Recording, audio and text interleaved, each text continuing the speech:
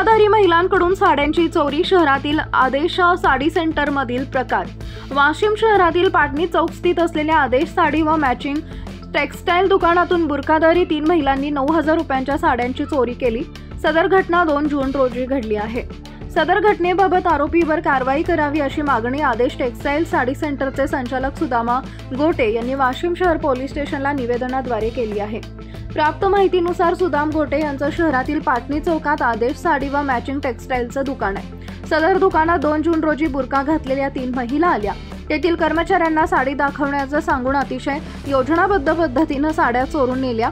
या घटना दुकानातील सीसीटीव्ही कॅमेऱ्यात कैद झाली असून महिला साड्यांची चोरी करताना दिसून येत आहेत। सदर प्रकारामुळे पाटणी चौकातील तसेच शहरातील व्यापाऱ्यांमध्ये चिंता आणि भीतीचं वातावरण निर्माण झालंय।